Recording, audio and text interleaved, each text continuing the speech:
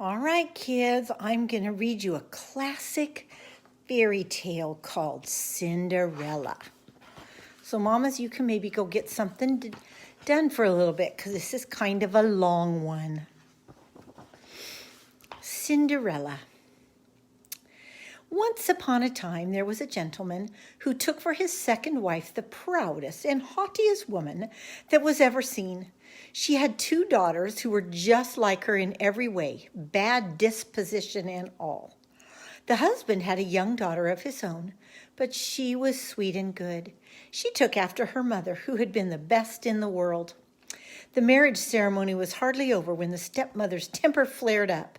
She could not abide this young girl, whose goodness made her own daughter seem more hateful than ever. She gave her the vilest household tasks. It was Cinderella who scoured the pots and scrubbed the stairs, Cinderella who polished the bedchamber of Madame and also those of her daughters. Cinderella slept on a wretched straw pallet in a miserable garret away up in the top of the house. Her sisters lay on beds of the latest fashion in fine chambers with inlaid floors and great mirrors in which they could admire themselves from the tops of their silly heads to the bottoms of their feet. The poor girl put up with everything. She dared not complain even to her father. He would have only scolded her because, alas, he was tied hand and foot to his wife's apron strings. When her work was done, Cinderella would creep to the chimney corner and sit there in the ashes, earning for herself the nickname Cinder Seat. But her younger stepsister, who was not quite so rude as the elder, gave her the name of Cinderella, and Cinderella she was. In spite of her rags, however, Cinderella was 100 times more beautiful than her sisters, for all their fine clothes. Now it happened that the king's son was to give a ball. He invited everyone who was anyone, including our 2 young misses, for they cut quite a figure in the land. They were delighted with themselves, busy as you please choosing their costumes and headdresses to go with them. More work for Cinderella, for it was she who starched their linen and puffed their ruffles. Chitter-chatter of nothing from morning to night, but what they would wear and how they would look. I, announced the elder, shall wear my cherry velvet with the English trim. As for me, said the younger, I have nothing but my usual petticoat, but to make up for that, I shall wear my cloak of flowered gold and my diamond circlet, which is not to be sneezed at either. They sent for the best hairdresser to pile their curls into 2 horns. None but the best beauty patches would do. They called in Cinderella to ask her advice, for she had very good taste in these matters. Cinderella gave them the best advice in the world and even offered to dress their hair, which of course was what they really wanted in the first place. While she was working over them, they would say to her, Cinderella, now wouldn't you just like to go to the ball? Oh, you are making fun of me. A ball is not for such as I. Ah, you are right, Cinderseat, at a ball. How people would laugh. And they laughed at themselves at the very thought. Someone else would have made nests of their heads, but not Cinderella. She was good. She dressed them perfectly. The 2 sisters were in such a twitter of excitement that for 2 days they hardly took time to eat. They strained and snapped a dozen corset strings, pulling them too tight in order to shrink their waists. All day long they paraded in front of the looking-glass. At last the happy day arrived. They departed, and Cinderella followed them with her eyes as long as she could. When she could no longer make them out, she began to cry. It was all in tears. It was all in tears that her godmother found her. Why, what is the matter, my child? I wish. Cinderella was so choked with tears that she could not get her words out. Now, Cinderella's godmother was really a fairy. She said to her, You wish you could go to the ball, is it not so? Oh, yes, sighed Cinderella. Well, just be a good girl, said her godmother. I'll see that you go. She took Cinderella into her chamber and said, Now go into the garden and bring me a pumpkin. Cinderella ran to look for the most beautiful pumpkin she could find and carried it back to her godmother. How on earth could a pumpkin take her to the ball? Cinderella could not guess. Her godmother scooped the pumpkin all out, leaving only the rind. Then she touched it with her wand, and just like that, the pumpkin turned into a beautiful coach, gilded with pure gold. The fairy godmother then went to look for the mouse trap. If in it were 6 sprightly mice, she told Cinderella to lift the door of the trap, and as each mouse scampered out, she tapped him with her wand.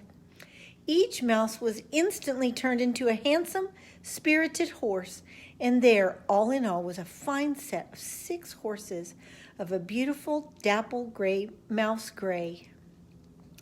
Now for a coachman. I'll go and see, said Cinderella. If there's a rat in the rat trap, we can make a coachman out of him. You are right, said her godmother. Go and see. Cinderella brought the rat trap. In it were 3 plump rats. The fairy chose the one that had the most handsome whiskers. When she touched him with her wand, there was a sleek coachman with the most elegant mustaches you have ever seen. Then the fairy godmother said to Cinderella, Go now into the garden. Behind the watering pot you will find 6 lizards. Bring them to me. Cinderella had hardly fetched the lizards when her godmother turned them into 6 footmen, who hopped up behind the carriage in their fancy livery and lace and held on as if they had never done anything else in all their lives. Then the fairy godmother said to Cinderella, There now, that will take you to the ball. Are you not pleased? Oh, yes, but must I go in these rags? Her fairy godmother had scarcely touched Cinderella with her wand when her rags changed to a gown of gold and silver, embroidered with rubies, pearls, and diamonds. Then she gave her a pair of little glass slippers, the prettiest in the whole world. Thus arrayed, Cinderella climbed into the coach, but her godmother charged her, Do not stay a moment after midnight. If you do, your coach will turn back into a pumpkin, your horses into mice, your footmen into lizards, and your riches into rags. Cinderella promised her godmother that she would not fail to leave the ball before midnight. Away she went, beside herself with joy.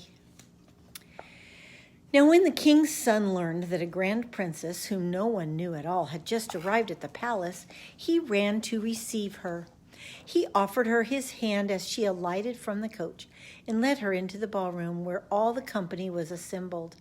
Then a deep silence fell over the room. Everyone stopped dancing. The violins stopped playing. All eyes turned to the great beauty of this mysterious one. Only a low murmur rippled over the gathering. Oh, how beautiful she is. The king himself, old as he was, could not take his eyes off her and whispered in a low voice to the queen that it had been a long time since he had seen anyone so charming and beautiful. The ladies were busy studying her headdress and her gown in order to have some made just like them the next day, if only they could find stuffs as fine and workmanship as skillful. The young prince conducted Cinderella to the seat of greatest honor and then led her out on the dance floor to dance. She danced with so much grace that people wondered at her even more than ever. A most splendid feast was served, but the prince did not taste a mouthful, so intent was he in gazing at Cinderella. Cinderella went to sit near her stepsisters and paid them 1,000 courtesies. She shared with them some oranges and lemons which the young prince had given her. The sisters were completely astonished. They did not recognize her at all. Suddenly, Cinderella heard the clock chime 11 hours and 3/4. She immediately made a deep curtsy to the company and hurried off as quickly as she could. When Cinderella got home, she went to look for her godmother and thanked her. Then she told her how she longed to go to the ball the following night. The prince had begged her to come. While she was telling her godmother everything that happened at the ball, her 2 stepsisters knocked on the door. Cinderella ran to let them in. How late you are, she said, yawning, rubbing her eyes and stretching as if she had just waked out of a sound sleep. While they were gone, she had had no wish to sleep. "If you had come to the ball," said one, you would not have been bored, I can tell you. A most beautiful princess came, the most beautiful princess anyone could hope to see. She paid us 1,000 courtesies. She gave us oranges and lemons." Cinderella was delighted. What was the name of this princess? They answered, "No one knows. The king's son is desperate. He would give anything to know who she is." At this, Cinderella smiled and said softly, "She was then so beautiful? My goodness, how lucky you are. Would I could see her.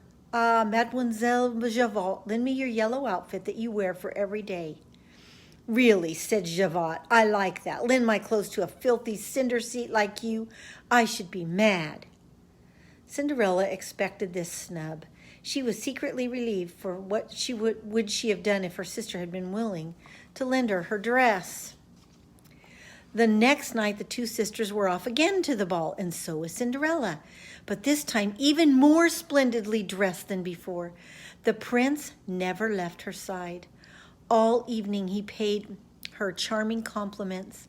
The young miss found this so far from boring that she forgot her godmother's warning. She was horrified to hear the stroke of midnight before she thought it could even be 11 o'clock. She rose and fled as lightly as a doe. The prince followed her, but he could not overtake her. In her haste, Cinderella dropped one of her glass slippers. The prince gathered it up with the greatest care. Cinderella reached home all out of breath, with neither coach nor footman, and in rags. Nothing was left of her finery but one little slipper, the mate to the one she had lost. The guards at the palace gate were questioned. Had they seen a princess leave? No, they had seen no one but a young woman in rags, and she looked more like a peasant girl than a fine young lady. When the two sisters returned from the ball, Cinderella asked them if they had enjoyed themselves again and if the beautiful lady had been there. They told her, "Oh, yes, she was there, but at the stroke of midnight she fled from the palace. She dropped one of her little glass slippers, the prettiest in the world. The king's son found it, and he did nothing but gaze at it all during the rest of the ball. He certainly has fallen head over heels in love with the owner of that slipper." They spoke truly, for a few days after the ball, the king's son had his heralds sound throughout the land that he would marry her whose foot would fit the little slipper. First they tried it on princesses, then on duchesses and all the ladies of the court. But it was no use. They brought it to the two sisters, who did their best to force their feet into the little slipper, but they could not. Cinderella was looking on and recognized her slipper. So she laughingly said, "Let me see if it would fit me." Her stepsisters burst into shrieks of laughter. Fit her, fit cinder seat, oh! How they mocked her. But the gentleman who had been sent to try on the slipper looked intently at Cinderella. Finding her beautiful, he said it was no more than right. He had been ordered to try it on all the young ladies. He had Cinderella sit down, and sliding the slipper onto her little foot, he saw that it fit her perfectly, just as if it had been made of wax. The astonishment of her sisters was great, but greater still when Cinderella drew out from her pocket the little slipper, which she slipped on her other foot. Then suddenly her godmother appeared. Touching Cinderella's rags with her wand, she changed them into a costume still more magnificent than any she had worn before. Now her stepsisters recognized her. Cinderella was the beautiful personage they had seen at the ball. They threw themselves at her feet and begged forgiveness for all their bad treatment of her. Cinderella asked them to arise, embraced them, and told them she forgave them with all her heart. She begged them to love her always. Cinderella was conducted to the young prince dressed as she was. He found her lovelier than ever, and a few days afterwards married her. Cinderella, who was good as she was beautiful, gave her sisters a home at the palace, and on the same day married them to two great lords of the court. And that's the end of this version of Cinderella. I hope you loved it.